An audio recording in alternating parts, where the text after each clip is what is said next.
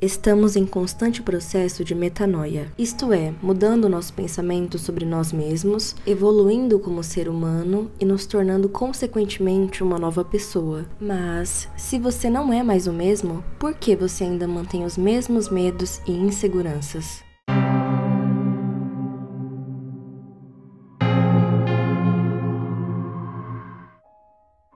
A infância é uma fase decisiva em nossa vida e que influencia diretamente na vida adulta. Quando crianças, não temos o discernimento de entender certos acontecimentos e suas simbologias, vindo possivelmente a atribuir maior significado em coisas despretensiosas feitas por aqueles que estão em nosso redor. É por isso que certas vezes você se recorda de ofensas e frases impactantes que ouviu, mas o autor da frase sequer lembra que pronunciou aquelas palavras para você. Isso ocorre porque nossa mente infantil tem facilidade em ser marcada pelas experiências que passamos, já que estamos absorvendo informações e constituindo nossa visão sobre o mundo e sobre nós mesmos. Na passagem da infância para a vida adulta, reproduzimos a sensação de que precisamos deixar de lado nossas inseguranças e medos por não parecerem importantes o suficiente para serem abordados. Mas é aí que está o problema. Ignorar acontecimentos considerados traumáticos não possibilita que ele seja reavaliado pela sua mente adulta, reduzindo as possibilidades de ressignificá-los. Às vezes, quando adulto, você tem dificuldade em confiar nas pessoas, em conversar sobre as suas fraquezas e aceitá-las, e em se sentir compreendido pelos outros, mas não consegue se lembrar quando foi que você começou a se sentir assim. Na psicologia, isso é chamado de crença limitante, isto é, pensamentos desenvolvidos na infância que acabam se tornando nossas próprias verdades. Uma crença é diretamente uma ideia na qual acreditamos e que com o tempo molda a nossa personalidade. Tais crenças são barreiras mentais, são monstros que não desaparecem porque são alimentados por nós ao longo de nossa existência. Todavia, temos a consciência que não somos mais aquela criança, de que certos pensamentos são retrógrados e de que algumas inseguranças não fazem sentido reverberar nos relacionamentos atuais. Estamos em constante metanoia, mudando nossos pensamentos sobre nós e crenças limitantes sobre o mundo, que não nos possibilita chegar à evolução.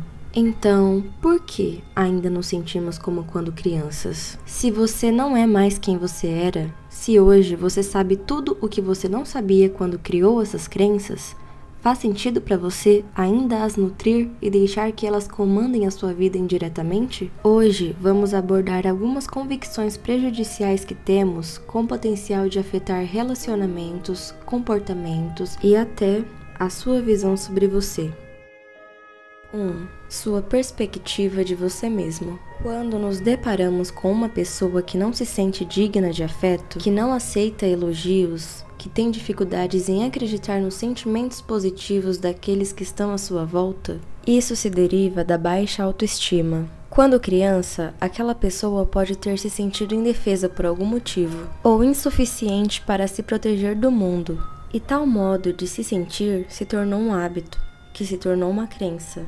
A baixa autoestima é caracterizada pela crença de baixo valor em si mesmo, não sendo exatamente ligada à aparência em todos os casos. Uma criança que está construindo seus valores, mas é constantemente bombardeada com palavras e atos de diminuição, mesmo que não intencionais, pode desenvolver problemas com ela mesma, e esses problemas reverberam ao longo da vida, impactando diretamente na distorção de imagem e nos relacionamentos. Para essa situação, Jean-Paul Sartre diria: não importa o que a vida fez de você, importa o que você faz com o que a vida fez de você. O mundo não tem autonomia para decidir por você como você deve se sentir, a menos que você tenha o hábito de ceder essa permissão. Contudo, a baixa autoestima que surge na infância e persiste até a vida adulta, muitas vezes é apenas isso, um hábito. Você está acostumado a se sentir inferior,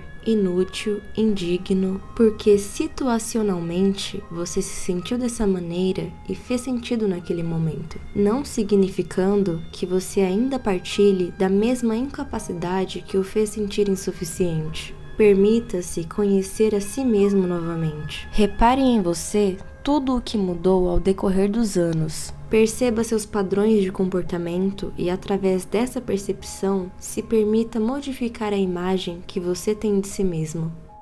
2. A perspectiva do estereótipo da família perfeita. Na infância, à primeira vista, temos nossos tutores como exemplo do que queremos ser e do que é certo se tornar. Isso nos faz colocar tais pessoas em pedestais, vindo a causar um grande ressentimento quando essas pessoas eventualmente falham conosco. Eventualmente, porque isso há de acontecer uma hora ou outra. Afinal, elas são humanas e o ser humano não pode fugir de errar. Ao crescer, é necessário o discernimento de que cada mente é uma mente, de que seus pais, irmãos, parentes, cuidadores são tão humanos quanto você. Eles também têm seus medos e inseguranças para enfrentar, ainda que pareça que não, de tão fortes que eles aprenderam a ser.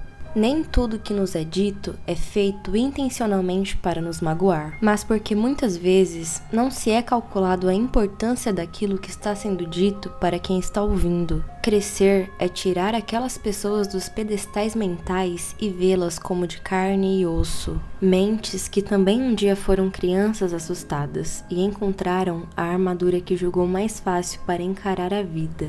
A convivência pode ser difícil quando debaixo do mesmo teto. Precisa-se de muita desenvoltura para respeitar o individual de cada um. É importante também mostrar a essas pessoas que você cresceu e que as entende. Todos precisamos da compreensão, principalmente vindo daqueles que amamos. É necessário abrir os olhos para perceber que não existe estereótipo da família do comercial da margarina. O que existe são pessoas reais lutando pelo direito de serem elas mesmas. 3. Sensação de solidão nos sentimentos. Quando estamos em desenvolvimento, é difícil colocar em palavras a forma como nos sentimos. É mais difícil ainda nos decifrar. Até na vida adulta, isso ainda acontece. Para uma mente em formação, é dificuldade em dobro. Nas décadas passadas, pouco era debatido esses assuntos, virando um tabu que ninguém se arriscava a falar sobre, mas que não impedia todos aqueles sentimentos e sensações de estarem ali persistentemente. Com isso, quando se estava triste, desanimado, apaixonado, isso era guardado sigilosamente como o maior segredo do mundo, sem ceder acesso aos outros nos seus sentimentos privados e sem ter acesso ao sentimento dos outros, principalmente aqueles na sua faixa de idade, surgia aquela sensação de só eu me sinto assim.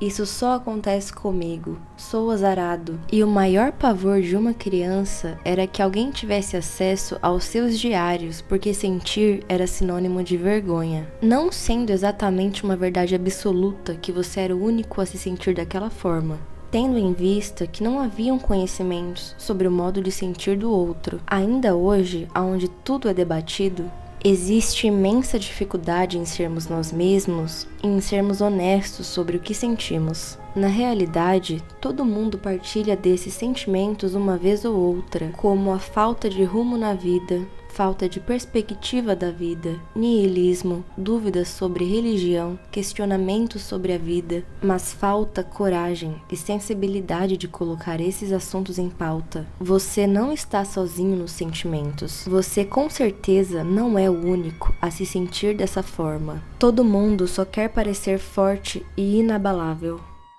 4. Medo do que vão pensar. Para uma criança, é indescritivelmente doloroso o julgamento do outro. Não há como entender o porquê de as pessoas interpretarem tão mal atitudes suas sem significado grandioso. Se algum dia você sentiu isso na infância e ainda hoje tem medo do que podem pensar diante das suas atitudes, e por isso busca sempre se explicar, sempre reafirmar, a lutar pela certeza de que foi compreendido e se decepcionar quando ainda assim é julgado. A verdade sobre o comportamento humano é que a maioria das pessoas vai te julgar, você tendo medo ou não, você se esforçando pela compreensão ou não. Você sendo você mesmo ou sendo um personagem, sempre haverão pessoas para julgar. Isso não é sobre você.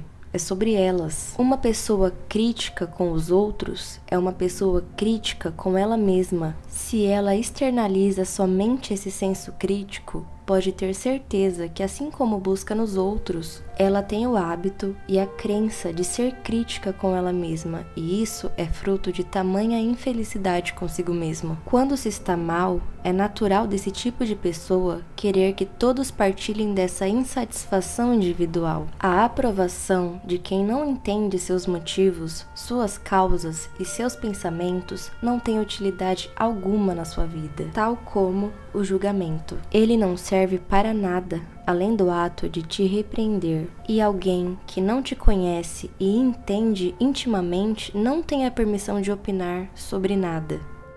Se você gostou desse vídeo, deixe o seu like. Se ainda não for inscrito no canal, se inscreva para não perder nenhum conteúdo novo. Não se esqueça de ativar o sininho para receber as próximas notificações. Eu sou a Jaqueline Botton e você acabou de assistir um monodrama. Por hoje é só, e até a próxima.